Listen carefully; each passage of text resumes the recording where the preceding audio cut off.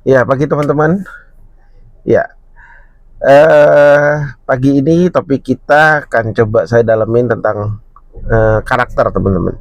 Jadi kalau saya yakin teman-teman pasti menyadari lah ya, di setiap lingkungan kita dimanapun kita berada, karakter setiap orang atau di lingkungan kita itu berbeda-beda. Orang yang satu dengan orang yang lain pasti memiliki ciri khas atau karakternya masing-masing, dan mungkin ada yang teman-teman sukai, ada teman-teman yang tidak sukai, ada teman-teman yang bisa hadapi, ada juga yang sulit sekali dihadapin. Nah, pagi ini teman-teman saya mau bahas spesifik tentang karakter di tempat kerja, dan khususnya untuk atasan-atasan di tempat kerja. Jadi kalau kita atau berdasarkan pengalaman saya ya, di tempat kerja itu saya berganti-ganti atasan, dan setiap atasan itu pasti memiliki karakter yang berbeda-beda teman-teman. Saya yakin teman-teman yang kerja di tempat kerja juga yang sudah pernah ganti-ganti departemen atau pindah tempat kerja pasti menyadari ada atasan yang satu, atasan yang dua, atasan tiga kok punya karakter yang berbeda-beda ya. Nah, kali ini saya mau bahas tentang karakter atasan seperti apa sih yang sebaiknya kita harus hati-hati dan harus padai. Nah, untuk konten kali ini saya minta bantuan ChatGPT teman-teman. Jadi saya ada pertanyaan ke ChatGPT, 3 jenis atasan yang sebaiknya kita waspadai atau berhati-hati. Yuk kita bahas.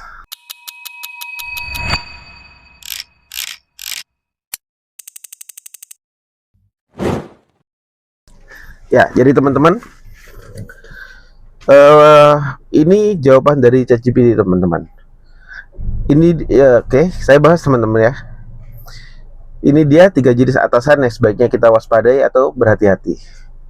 Yang pertama, atasan yang mudah tersinggung atau punya ego tinggi. Ya, atasan yang mudah tersinggung atau ego tinggi ini kalau menurut ChatGPT yang pertama itu ciri khasnya sulit menerima kritik atau masukan. Yang kedua itu sering menganggap perbedaan pendapat sebagai bentuk perlawanan. Cara menghadapinya, sampaikan pendapat dengan data, pilih waktu yang tepat, dan hindari mempermalukan mereka di depan orang lain. Ya, teman-teman, di tempat kerja atasan yang memiliki ego tinggi atau tersinggung itu cukup banyak, karena mungkin salah satu karakter yang dimiliki seorang atasan itu biasanya karena atasan itu berada di posisi yang lebih tinggi dari kita, dia tuh pasti punya gengsi yang harus dijaga. Nah, kita sebagai tim atau kita sebagai bawahan di tempat kerja, kita harus bisa menjaga gengsi itu atau ego itu. Dan ini tidak bisa disalahkan teman-teman, menurut saya. Karena kalau teman-teman, aku gak suka atasan ini terlalu egois, ini gengsinya tinggi atau bla bla bla. Bisa jadi teman-teman berkata seperti itu karena teman-teman belum ada di posisi itu. Teman-teman harus bisa mencoba berpikiran terbuka. Ya, memang harus terbuka dua arah ya, baik dari atasan atau timnya.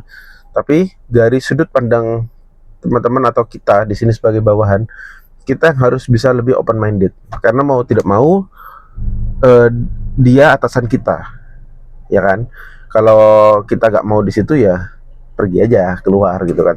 Tapi kan tidak bisa seperti itu. Maksudnya bagaimanapun kita harus bisa menghadapi karakter-karakter yang seperti ini teman-teman. Dan karakter-karakter atasan yang ego, yang punya gengsi tinggi atau mudah tersinggung ini tidak bisa dihindari. Hampir di semua tempat kerja atau tempat departemen pasti ada atasan yang seperti ini, yang bisa dibilang selalu menjaga posisi. Gua atasan lu, jadi gua berhak melakukan apapun. Apa yang saya sampaikan pasti benar. Nah, itu biasanya ada beberapa orang seperti itu. Nah, dari kitanya teman-teman yang harus bisa menjaga gengsi itu. Dari kita yang harus bisa memposisikan diri. Ya, memposisikan diri itu macam-macam ya teman-teman ya. Kalau yang tadi saran dari GPT benar tuh, apa tadi? Menyampaikan pendapat dengan data, pilih waktu yang tepat, dan hindari mempermalukan mereka depan orang lain. Poin menurut saya yang paling penting itu mempermalukan mereka depan orang lain. Biasanya di depan meeting atau di forum atau depan banyak orang, sebaiknya kita menghindari untuk menyampaikan pendapat secara langsung yang sekiranya pendapat itu bertolak belakang atau justru melawan dari atau kontras dari pendapat yang disampaikan dengan atasan tadi. Kecuali teman-teman bisa membahasakannya dengan baik, membungkusnya dengan rapi, sehingga terkesan pendapat itu bisa dari sudut pandang yang berbeda atau bisa mendukung opsi dari yang atasan tadi teman-teman sampaikan. Tapi kalau seandainya memang tidak bisa teman-teman, dan teman-teman adalah tipikal orang karakter yang menyampaikan dengan lugas apa adanya dan belak-belakan, sebaiknya itu disampaikan tertutup. Dalam artian sebaiknya cukup tatap muka aja, berdua aja, atau mungkin misalnya jauh ya by phone. Karena kalau teman-teman langsung belak-belakan di depan banyak orang, yang pertama, kalau dari atasan teman-teman merasa dipermalukan, atasan teman-teman pasti akan secara tidak langsung ke teman-teman akan berusaha akan ada perbedaan, bahasanya gimana ya, gimana sih, kok dia kayak gini sih. Nah, jadi teman-teman justru akan dipandang sebelah mata oleh atasan teman-teman sendiri, dan ini sangat berisiko dalam hal penilaian teman-teman atau dalam hal keseharian nantinya gimana. Dan tidak bisa dihindari teman-teman, subjektivitas dalam penilaian atau subjektivitas dalam setiap tindakan yang dilakukan oleh atasan atau di lingkungan kerja itu adalah hal yang lumrah teman-teman. Jadi kalau bahasanya ya penilaian harus objektif, ya benar, objektif itu ada, tapi subjektivitas dalam lingkungan kerja itu cukup tinggi. Jadi teman-teman di sini yang harus berhati-hati dan bisa memposisikan diri sebagai bawahan. Oke, yang kedua, atasan yang tidak konsisten. Nah, atasan yang tidak konsisten ini gimana? Jadi contohnya hari ini berkata A, besok berubah menjadi B. Sering mengubah prioritas tanpa pemberitahuan. Nah, cara menghadapi biasakan membuat konfirmasi tertulis melalui email, chat agar ada kepahaman dan jejak keputusan. Ya, jenis atasan yang tidak konsisten ini kalau berdasarkan pengalaman saya banyak teman-teman, dan sama sering ada juga. Biasanya kenapa atasannya tidak konsisten ini, pertama tuh lupa kalau dia sudah mengeluarkan statement. Gak bisa dipungkiri teman-teman, saya juga mengalami. Saya sering sekali itu kadang lupa. Jadi dalam hal hari ini ngambil keputusan A, tiba-tiba seiring berjalannya waktu saya lupa keputusan saya kemarin yang diambil apa ya. Dan seiring berjalannya waktu pasti akan ada perbedaan jenis perbedaan sudah ketemu gitu loh, ada data-data pendukungnya, sudah ada analisa data yang lebih valid. Biasanya kita memikirkan sesuatu keputusan yang berbeda loh, kenapa ngambil ini, gak ngambil itu aja. Nah, itu biasanya akan terjadi. Nah, untuk hal seperti ini, cara menghadapinya memang butuh pesan tertulis teman-teman. Biasakan melalui chat WA atau email. Dua chat tertulis ini atau dua pesan tertulis ini yang cukup memvalidasi bahwa pernyataan teman-teman itu valid, atau pernyataan atasan teman-teman valid. Karena juga gak bisa dimungkiri teman-teman, ketidakkonsistenan ini biasanya terjadi bukan hanya pada atasan, tapi pada bawahan. Pernah terjadi juga di saya. Jadi begitu saya sudah menyampaikan keputusan A, di lapangan jalannya B. Di lapangan berpikirnya saya mengambil keputusan B.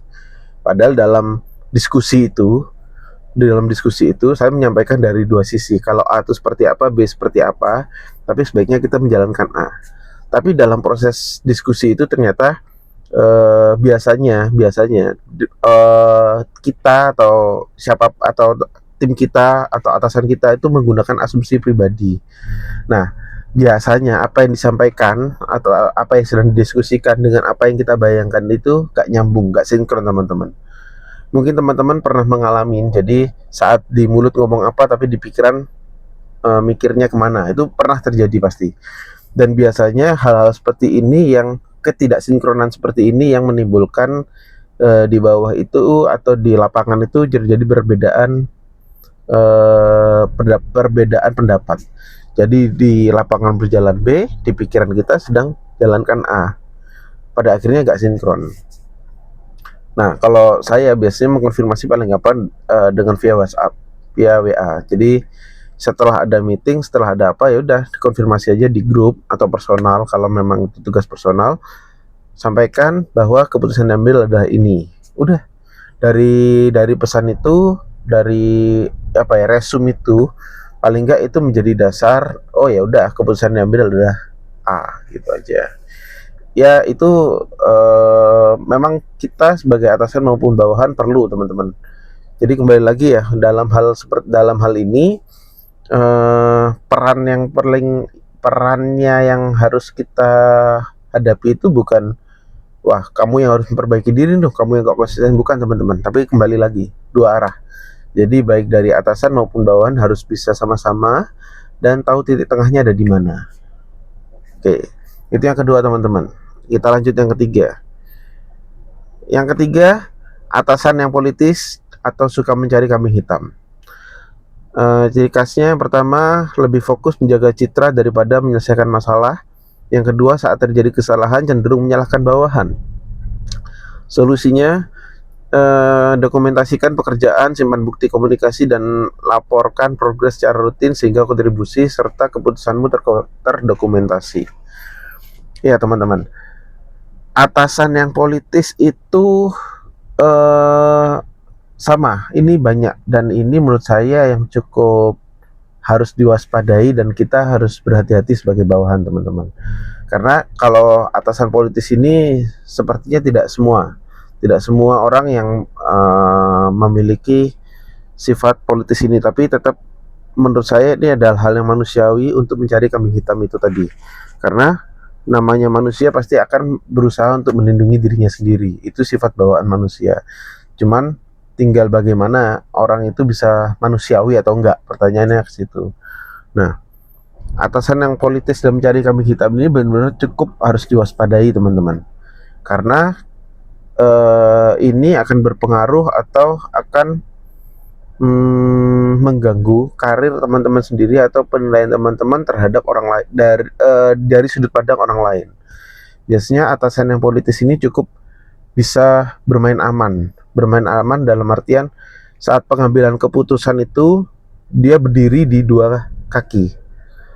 Jadi di satu sisi dia tidak pernah memberikan keputusan secara langsung, tapi dia selalu berdiri di dua-dua keputusan itu. Jadi keputusan A diambil, keputusan B juga dipertimbangkan, ibaratnya gitu. Dan biasanya bahasanya yang akan untuk dijalankan, yaudah coba dijalankan dulu aja. Nanti sambil jalan kita lihat mana yang lebih baik, A atau B. Nah, tapi sambil proses berjalannya itu tidak ada keputusan yang diambil A atau B. Jadi kalau keputusan yang diambil A dan hasilnya bagus misalnya ya, dia akan berkata, oh ya kemarin kan kita sudah diskusi, memang pada akhirnya A yang lebih bagus. Ya memang ini, ya udah kita jalan, dan itu merupakan hasil dari keputusan atasan tadi. Tapi seandainya saat proses berjalannya itu terjadi teman-teman ambil B dan tidak sesuai harapan, pasti atasan teman-teman akan berkata, loh kenapa ngambil B, gak ngambil A aja?